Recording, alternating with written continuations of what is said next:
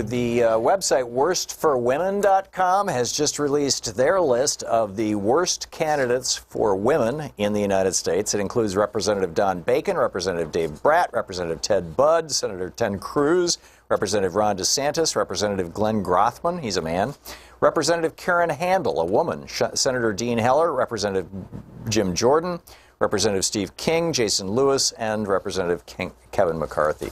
The Worst for Women over at worstforwomen.com. On the line with us is the head of the DNC, Thom Perez, former Secretary of Labor, and the chairman of the DNC. Democrats.org is the website. You can tweet him at Thom Perez. Secretary Perez, welcome back to the program.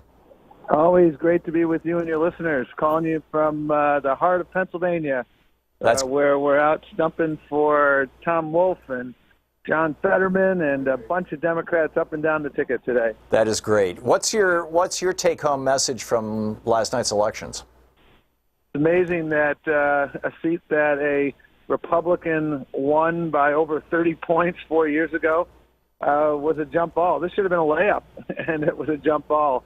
And it shows that Democrats can win everywhere. And we're going to have a rematch in 90 days when we have much broader turnout, when we've got people like Sherrod Brown on the ticket, and when we are going to clearly have health care on the ticket in Ohio, because the differences between the Republicans, whether it's DeWine for governor or whether it's this Balderson guy in this seat, and our Democrats, whether it's Danny O'Connor or Rich Cordray, who's running for governor, couldn't be more stark. We think that we need to protect our health care. We think that if you have a pre-existing condition, you ought to be able to still get access to health insurance.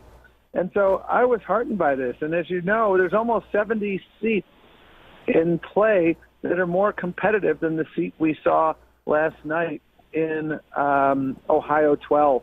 And one of the things that I think is an undertold part of the Ohio 12 story, which I've seen in Ohio 12 and elsewhere, is the fact that there was such a unity of purpose among the Democratic side. There were 7 people who ran for on the Democratic primary. The Indivisible chapter there, which is really, really incredible. They supported one candidate. When Danny O'Connor won, they immediately pivoted to Danny. The Indivisibles were there, swing left. The DNC, the DCCC, the Ohio Party is spectacular. And I see this unity everywhere across this country, and that's what gives me optimism. If I'm the Republican Party and I still have a jump ball race in a district that's beat red, gerrymandered, I'm in trouble. Yeah. The Democratic Party rolled out this better deal. I like real deal, but it's there. And I'm curious, the top 3 lines, most Democrats who are running around the country, and particularly, we've got this election in November and then the presidential election in two years and 3 months. What in your opinion, as the chair of the Democratic Party, what should be or what will be the top 3 messages, just sort of like the Republicans run on guns, gays, and gods, or they had, in the past. But what are the Democratic message? What is the Democratic message? We're fighting for your future. We're fighting for our democracy. We're fighting for an economy that works for everyone. That's what we've been fighting for. When you have access to good health care, when you don't have to worry about going to the doctor. Secretary Perez, your phone is fading out. I'm not sure if there's anything you can do about that. Yes. Okay. Do you got me now, Tom? I do, yeah. Okay, great. Sorry about that. We're just in rural Pennsylvania here. Okay. And what I said was, we're fighting for your future. We're fighting for your jobs. We're fighting for your health care. And frankly, we're fighting for our democracy because this is the election of a lifetime. It's not only about access to health care. It's not only about good jobs that pay a decent wage. This is about our democracy as we know it. And that's what we continue to fight for. And the reason I think we're winning races is because we've been focusing on the issues that people care about. In Ohio, the 12th congressional district, it was health care. It was preserving Medicare and Social Security.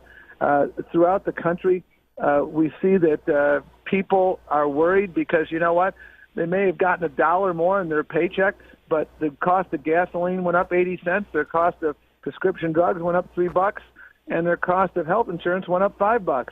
So they're falling behind. And Democrats are fighting for prosperity for everyone, not just a few at the top. How clear was that contrast in Ohio? I read that, I'm not in the district, so I haven't seen the ads, but I read that Danny O'Connor? No. Yes, yeah. O'Connor. Was outspent something like by 300 or 400%, mostly by outside groups from outside the state, and that their sales pitch was, he wants to join Nancy Pelosi in making the borders go away or something, which is just a complete the only people who are in favor of not having clear borders are libertarians, actually. Rand Paul and his friends. That was their sales pitch. How effective were the Democrats in pushing back on this? I mean, obviously, we came from a 30-point swing toward a Republican 4 years ago to dead heat right now. Your thoughts on that?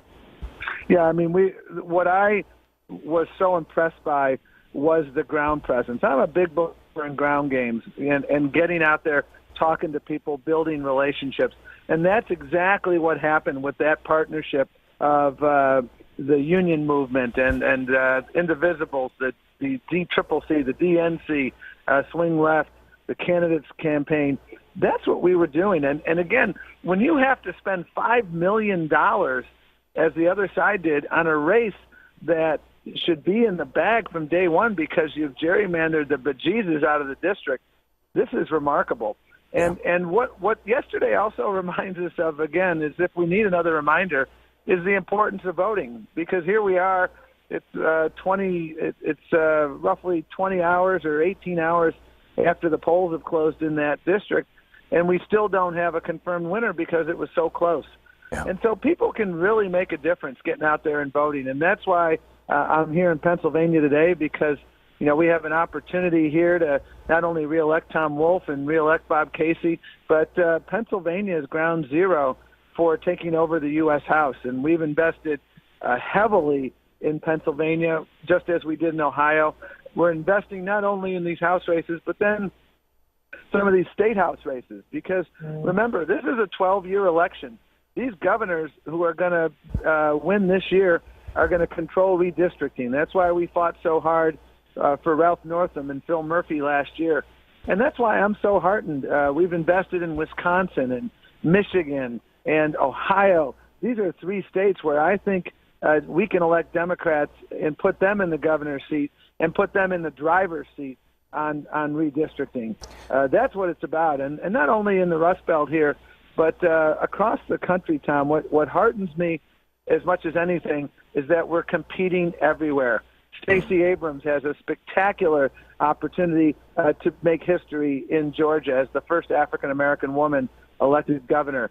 We have opportunities in Arizona. We have opportunities in South Dakota, where a guy named Billy Sutton is running a spirited campaign. Best candidate for governor probably since the mid-'70s in South Dakota, and we're investing there because we believe that when we invest in all 50 states, we can win. Chairman Perez, and Secretary Perez, Tom. Yeah, thank you. The number of people who had to cast provisional ballots is between 300% and 800% larger than the margin, that's still in dispute right now between the Democrat and Republican in Ohio's 12th district, Danny O'Connor's race. And the Supreme Court just gave Ohio carte blanche to purge the voting rolls. And we just had Greg Palast on. He said the vast majority of those appear to have come out of this one county. I believe it's Franklin County. That's majority Democratic county.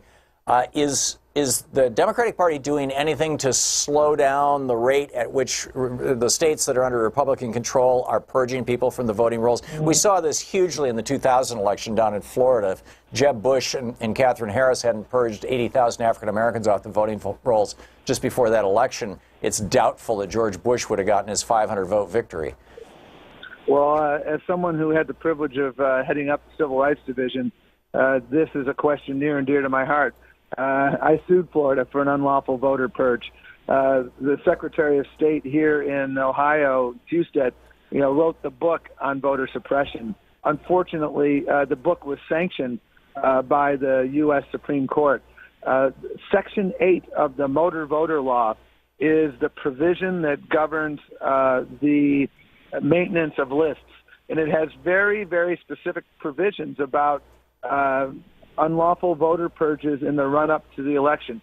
And one of the infrastructure items that we're building and have built at the DNC is that voter protection infrastructure.